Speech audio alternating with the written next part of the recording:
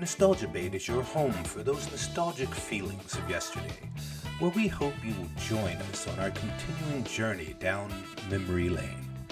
Whether you are pining for those long-lost days of the 70s, 80s, 90s, or beyond, you have a friend in Nostalgia Bait, and we have you covered. So jump into our virtual time machine and set the dial to a time well remembered, as Nostalgia Bait takes you back in time to another moment that we love. Today, we will be talking about one of the most popular films in cinematic history. Today, we'll be discussing Star Wars: The Empire Strikes Back. Before we get into the business side of the movie, I want to start by saying The Empire Strikes Back is one of my very favorite movies. Like me, many of you have the original trilogy in every form and edition known to man, from the hi-fi VHS to the special editions to the DVDs, Blu-rays, and beyond. And also like me, many of you bought the toys, books, comics, posters, and bed sheets. Yes, as a kid, I had the bed sheets. For many of us, the love of these movies are rooted in our childhood. We quote our favorite lines from the movies. We make the sound effects of TIE fighters, blasters, and lightsabers. We just love this stuff. I know some of us have checked out recently. The new Disney Star Wars just doesn't have the same soul for many of us. But we aren't here for that. We're here to remember the good times. We're here to talk about the best movie of the bunch. So let's jump into our virtual time machines and set the dial to 1980 as we take a look at what we love about Star Wars: The Empire Strikes Back. Star Wars: The Empire Strikes Back is the second installment in the original Star Wars trilogy, and it stands as a cinematic masterpiece in the realm of science fiction and fantasy. Directed by Irwin Kershner and released in 1980, this sequel to George Lucas' original 1977 film elevates the saga to new heights with its compelling storyline, deep character development, and groundbreaking special effects. The production of The Empire Strikes Back was both ambitious and fraught with challenges, including budgetary overruns and the logistical difficulties of shooting in remote locations for the Hoth battle scenes. With an initial budget of $18 million, the film's cost nearly doubled, largely due to the innovative special effects required to bring the story to life. Despite these hurdles, the film was a monumental success, grossing over $538 million worldwide. It received critical acclaim for its sophisticated themes, character development, and the expansion of its fictional universe, setting a high standard for all of the sequels and prequels that followed.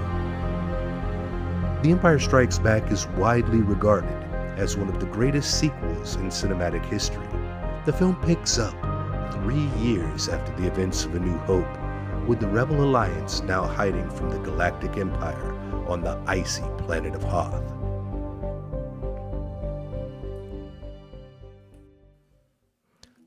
The story begins with Luke Skywalker and Han Solo performing reconnaissance for the Rebel Alliance on the secret base on the ice world of Hoth.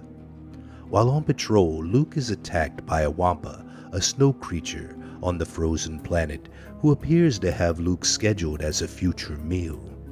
Luke is trapped in the ice cave, but he manages to summon the Force to free his lightsaber, defeating the Wampa, and is able to escape. Luke plods through the frozen landscape for some time before finally succumbing to the cold. It is in this desperate moment that Luke sees the Force ghost of Obi-Wan Kenobi, who instructs him to go to the Dagobah system, where Luke is to train with Yoda, a Jedi Master who instructed Obi-Wan. Shortly after the disappearance of Kenobi's Force ghost, Han shows up and takes care of Luke until help arrives. Meanwhile, the Empire, led by Darth Vader, relentlessly searches for the rebels, eventually discovering their hidden base on Hoth. The Empire launches an all-out assault on the Hoth base, forcing the overwhelmed rebels to retreat. Han, Chewie, Princess Leia, and C-3PO manage to organize an escape on the Millennium Falcon. Meanwhile, Luke and R2-D2 head to the planet Dagobah on the instructions from Obi-Wan to train with Jedi Master Yoda.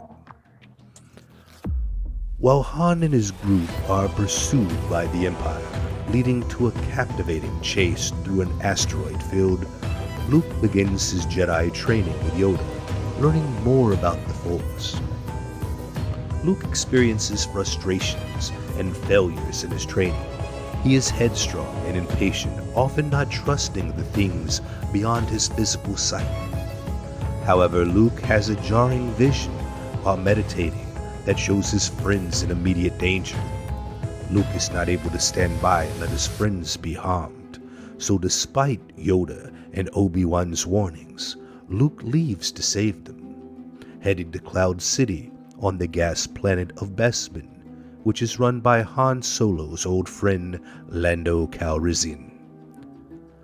The plot thickens as it's revealed that Lando has made a secret deal with Darth Vader to capture Luke. Vader's plans to use Luke's friends as bait to draw him into a trap. A series of betrayals and revelations ensue on Bespin, further complicating the plot. Vader gives Han to the bounty hunter Boba Fett and is frozen in carbonite. He is to be delivered to the gangster Jabba the Hutt. The trap for Luke has been set, with Vader lying in wait for Luke's arrival. The action from Cloud City culminates in a lightsaber duel between Luke and Vader that ends with one of the most shocking twists in film history. Vader revealing he is Luke's father. Luke is beaten, broken, and in a state of disbelief as he tumbles from the catwalk. He is eventually rescued by Lando, Chewie, and Leia, who senses Luke's danger through the Force. The movie ends with the Rebel Alliance regrouping, setting the stage for the trilogy's climactic conclusion.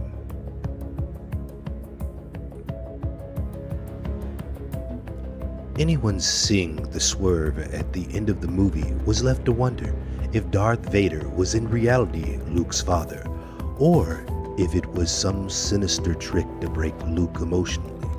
With such a big moment, The Empire Strikes Back instantly deepens the Star Wars lore.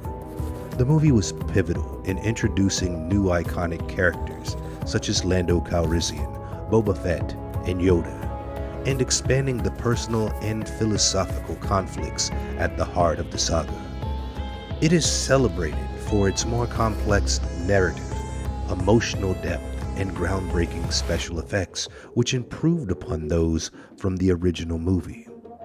So, why do we love The Empire Strikes Back?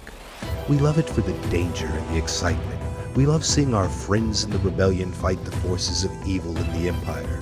One of the primary reasons people love The Empire Strikes Back is its deep and complex character development, particularly of Han Solo and Darth Vader. Han Solo, with his roguish charm and quick wit, delivers some of the film's most iconic lines. His response to Princess Leia's declaration of love with the line, "I know," is as legendary as it is improvised, showcasing Harrison Ford's understanding of his character. Darth Vader, on the other hand, is revealed to be more nuanced of an antagonist, with the shocking revelation of him as the father of Luke Skywalker. This adds emotional layers to his character and to the saga's mythology. Another thing that many fans love in the film are those key moments that have become iconic in the lexicon of popular culture. The Battle of Hoth, with its dramatic Imperial walkers advancing on the Rebel base, remains one of the most visually stunning sequences in all of Star Wars. My personal favorite scenes of the movie occur on Dagobah, with the training of Luke Skywalker by Yoda. As a kid, I felt like I was there, being introduced to Yoda's Jedi wisdom with the lines like, "Do or do not, there is no try." It felt like we were being trained right alongside Luke with all of the successes and failures Luke experienced. The climactic lightsaber duel between Luke Skywalker and Darth Vader in the bowels of Cloud City was emotional.